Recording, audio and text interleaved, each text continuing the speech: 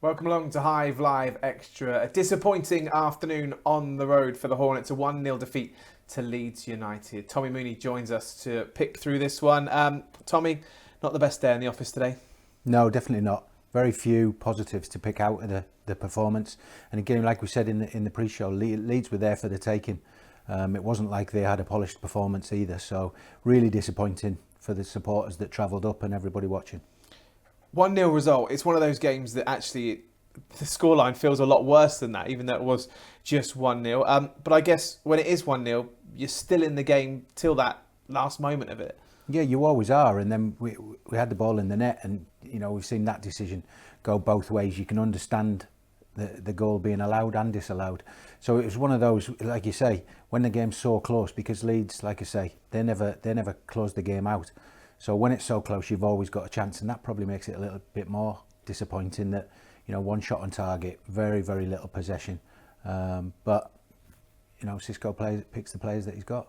So it's a missed opportunity as well, isn't it, going into an international break of a positive result, whether it be a draw or 3 points, then bodes well coming back in a couple of weeks' time when Liverpool's the next challenge. I think so, because prior to the kick-off today, you think this is a good opportunity to get 3 points. We know when we come back in 2 weeks' time that we've got a very difficult fixture list, and it'll be certainly harder than it was today. And certainly mistakes will be punished a lot stronger. So it's going to be really difficult, but nevertheless we've got time to work on the training ground on the ingredients of it. Certainly is. Okay, let's take a look at some of the match action. Simon Hooper is our match referee, taking charge of his first Premier League game this season. So difficult for Watford to try and defend, and that's been brilliantly done. The returning Llorente with a goal. It's a lovely ball in from Rafinha. Ben Foster gets sucked towards the ball, and it ricochets into the path of Llorente. He won't mind how it came to him. Now Cleek. Rafinha in the middle. Easy enough for Foster. On again by Rafinha. The ball is spun out here to Daniel James. Scooped away by Sierralta. Rodrigo. It's been taken beyond Foster by Rafinha.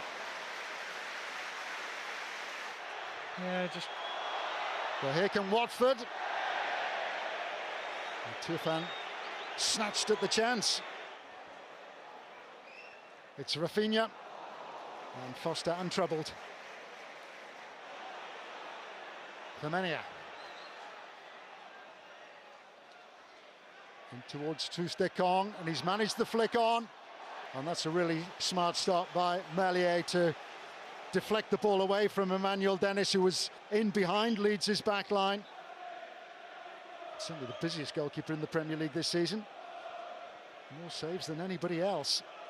And doing well to keep out Emmanuel Dennis. In by Rose. Dropped by the goalkeeper, but the whistle's gone. It's for a foul by Cabaselli. It's Cabaselli on Liam Cooper. Leeds have had their opportunities. They have been wasteful.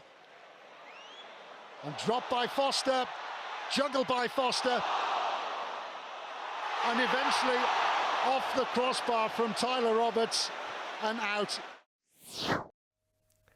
Time now for some Hive Live exclusive post-match reaction.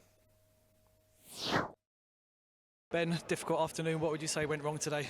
It was a whole game of what went wrong, really. We just weren't at the races. We knew what Leeds were about. We knew they were going to be pressing us all the time. They were high tempo. They would never stop running. We spoke about it all week in training, and then we got to the match and we didn't do a single thing that we wanted to do, which is, like I say, very concerning. But it is what it is. I know the goal maybe should have stood, but that would have been papering over the cracks because we didn't deserve to get anything from today. Leeds seem to have the momentum right from the start. How important is it to get going quickly in games like this? Yeah, especially away when you're at Leeds. Like I say, we knew what to expect. We just didn't do it from the start of the game, which is it's crazy, really. Because like I say, you literally, lads, straight away, straight at it, get at them, blah blah blah. and they didn't do it. Fair play to Leeds, they work their socks off, they're very sharp, they know exactly what they're doing. But yeah, we were very poor today. We didn't lay a glove on them, and disappointing for the fans as well, because a lot of fans have travelled up from Hertfordshire, and we didn't give them anything to cheer. I don't think we've even had a shot on target today, which speaks for itself. You're obviously down the other end of the pitch, but what's your view of the disallowed goal? I haven't seen it, I haven't got a clue. Just like I say, a couple of lads in the change rooms there on the phones and saying that maybe it should have been given. Which is, it's crazy considering they got VAR. But again, like I say, it would have been paper and over the cracks. We didn't deserve anything today. 7 points from 7 games. What's your assessment of how the first couple of months have gone and where we stand at the moment? Yeah, I think today was probably not a fair reflection of how the season's gone so far. We were miles off it today. It was our worst game of the season by far. So I don't think you can judge it solely on today. We've been very competitive in every game that we've played so far, pretty much, and maybe should have had a point or two more. But I think it's a good, promising sign that, like I say, in 6 of the 7 we've been there or thereabouts. Tommy, let's have a look at that first goal. Obviously disappointing to concede from the corner on a set piece.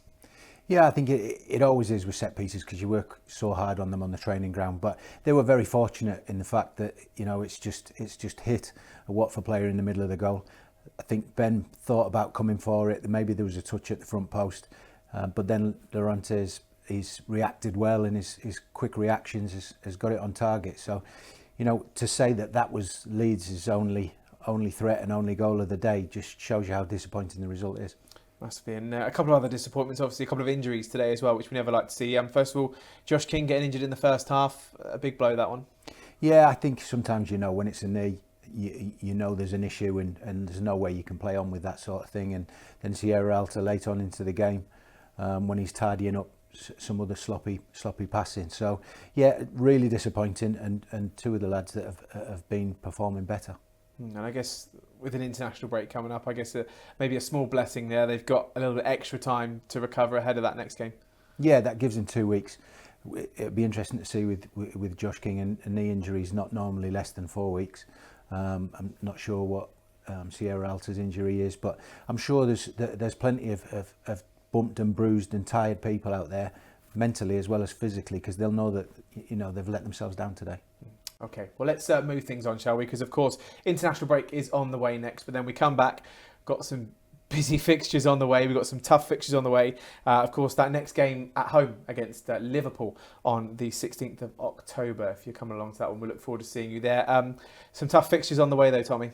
Very much so. The next 2 games, Liverpool, Everton on the bounce, and then some of the teams that are at the top of the league currently.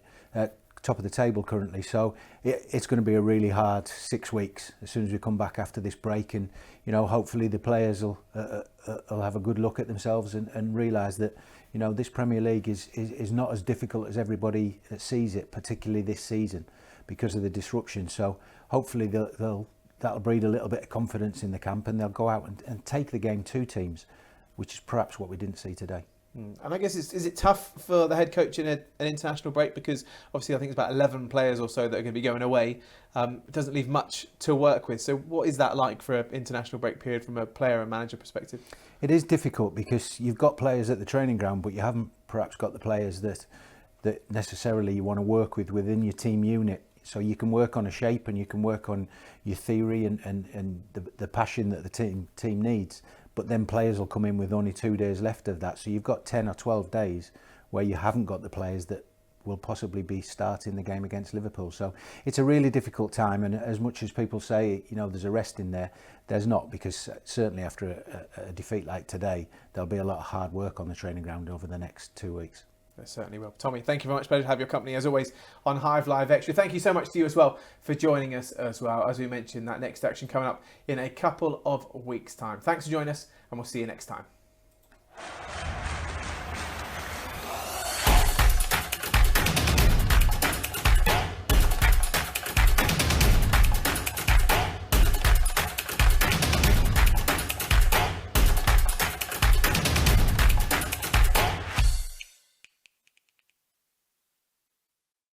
Hey, Local Man wants you to like and subscribe.